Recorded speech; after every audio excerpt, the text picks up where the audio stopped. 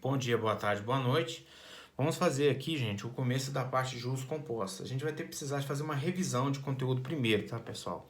Por quê? Porque quando a gente estuda juros compostos, porque quando a gente tinha um juro simples, ele era uma função do primeiro grau, ou seja, era uma reta. Já a função que determina a juros compostos é a função exponencial. Por quê? Porque, por exemplo, a gente tem aqui, ó, o capital de R$ 1.000. A taxa é 10% ao mês, em 3 meses, certo?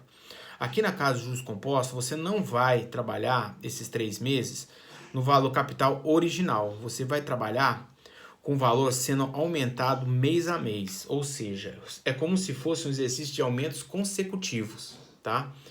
Então, é o famoso juro sobre o juro, certo? O juros vai aumentando, o valor de capital, por assim dizer, vai aumentando mês a mês. Então você vai multiplicando como? Você pega, lembra? Como é que você calculava o aumento? Era o 100% mais o aumento em si, ou seja, 1,1. Por quê? 10% vira 0,1. Entendeu? E você vai multiplicar ele quantas vezes for o mês, né? Ou ano, ou dia, né?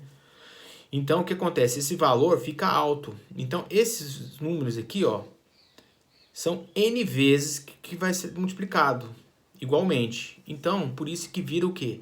Uma função exponencial, porque você está levando por uma variável. Toda vez que você tem uma variável como expoente, isso é chamado de função exponencial. Então, o que acontece nesse caso aqui? Nesse caso aqui, a sua função ela fica dessa maneira aqui, ó, certo? Ou seja, no começo parece iguais os valores do juros simples e do juros compostos. Só que com o decorrer do tempo ele vai aumentando de uma maneira muito drástica. Então o sistema financeiro ele não obedece, pessoal, esse tipo de juros simples não. Ele vai nos juros compostos. Por quê? Porque a rentabilidade para eles é muito mais interessante, certo? É igual quando você vai pagar a taxa de cartão. Se você pagar a taxa de cartão, cheque especial, gente, no cartão, por exemplo, é de 8% ao ano. Se você levar esse aqui a 12, gente, vai dar 2,51. Multiplicado por 100, para dar em porcentagem, vai dar 251%. Ou seja, você vai pagar a sua dívida 2,5 vezes. Se você estava devendo R$ 1.000, a sua dívida passa a ser de 2.500. Tá vendo? Aqui que a gente morre, né?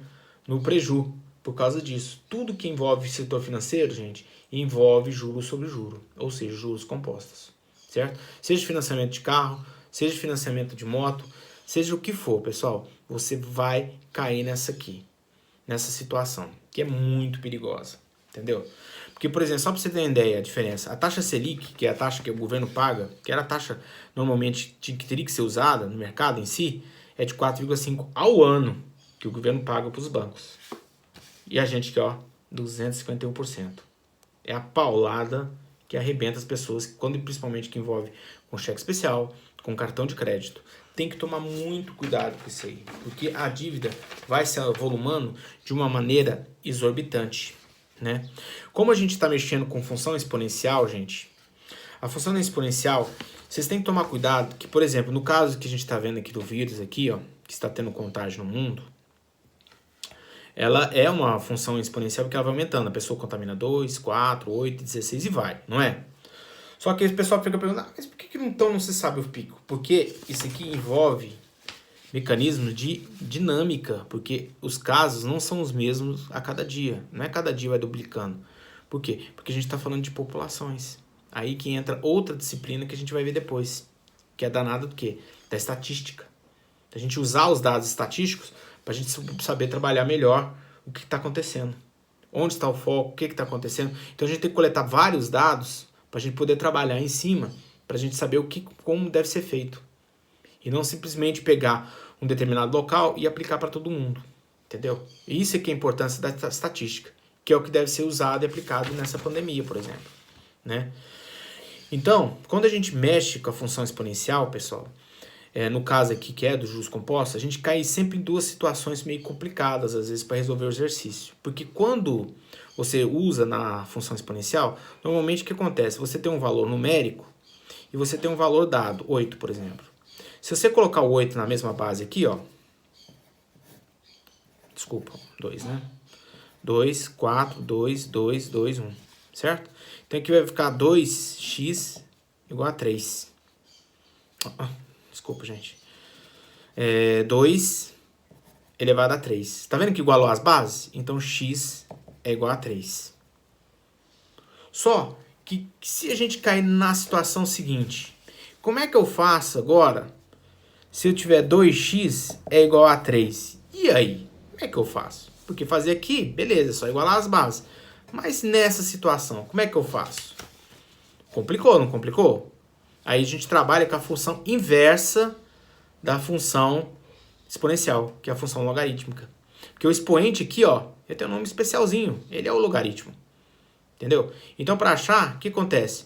A gente já pega a base da função exponencial, ela passa a ser a base do logaritmo. E o y vira o logaritmando. E o x, o logaritmo que eu estou procurando. Certo? Porque dessa maneira aqui, eu posso resolver quando eu estiver nessa situação aqui, ó. Como, Alexandre? Simples. Você pega aqui, ó, transforma isso aqui num logaritmo. Como é que você vai fazer? O que é o x? X é o logaritmo, né? Que você vai calcular o quê? O logaritmo. Qual que é a base aqui? A base 2. Então, 2 fica aqui embaixo.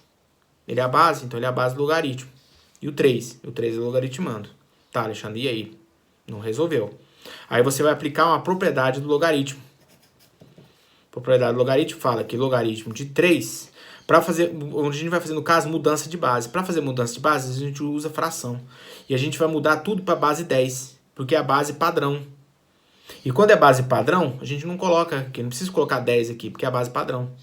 Eu sei, já fica subentendido que é logaritmo de 3 na base 10. E o logaritmo de 2? Na base 10, certo? Aí o que acontece? Você vai pegar 0, você já vai ter o valor dado, o do valor sempre vai ser dado. Por exemplo, vai te falar lá, o valor do logaritmo de 3 é 0,5. O valor do logaritmo de 2 é 0,3. Aí, ó, você resolve o exercício, certo?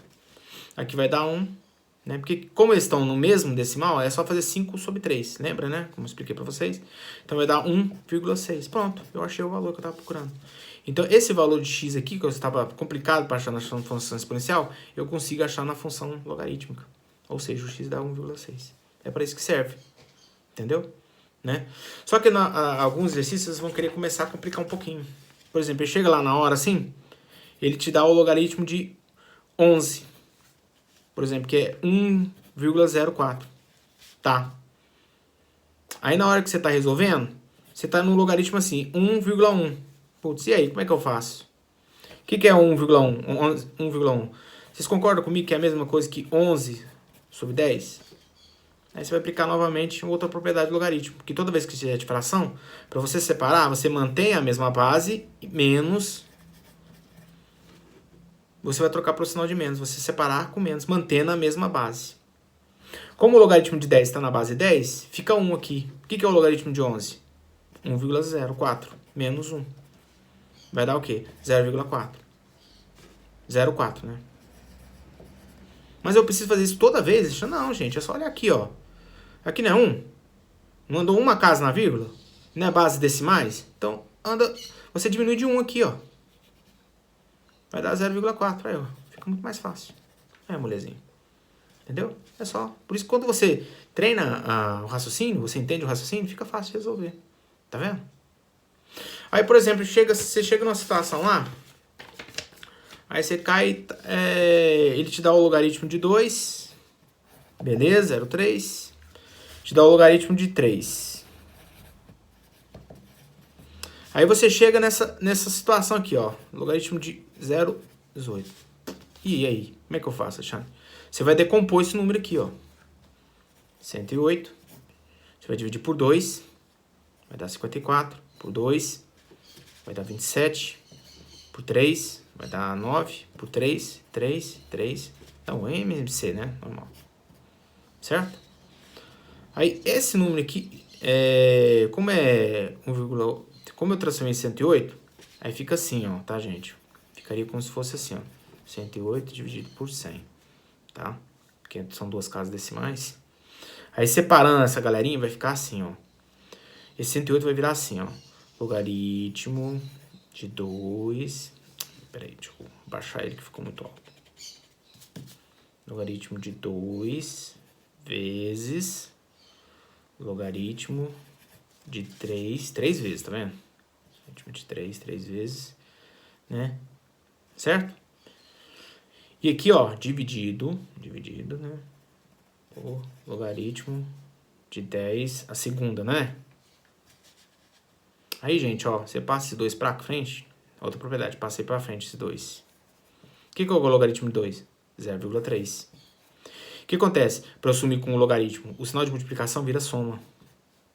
Tá vendo? Logaritmo soma. Eu vou usar o sinal de soma. Passo o 3 para cá. Vezes. O que é o logaritmo de 3 mesmo? 0,5. Então, 0,5. Mais. Menos, né? Porque quando é divisão é menos. Como estão na mesma base, que é base 10, some, né? Então só fica o 2. Passa por 2 e some. Fica 1, né? Fica só 2. Aqui vai dar 0,6 mais 1,5 menos 2. Ou seja, vai ficar como? 2,1 menos 2. Vai dar 0,1. Certo? É assim que você resolve. Gente, isso aqui, essas explicações, é só para vocês poderem se inteirar do assunto, tá? Isso aqui é como se fosse... Esse aqui, no caso, é a última questão, tá? O que vai cair mais é mais aquele primeiro caso que eu falei para vocês, daquela situação do logaritmo, né? Dessa situação aqui, ó, do iniciozinho, que é o que mais cai, tá? Mas relaxa que não é complicado, assim. A gente ainda vai estudar a função exponencial mais aprofundadamente, com as propriedades tudo, função logarítmica, tudo, os gráficos, tudo. Então não se desespere que ainda a gente vai voltar nesse conteúdo aqui só para dar uma revisãozinha para a gente poder fazer os exercícios de juros compostos, né? Então vamos lá começar a lista de exercícios.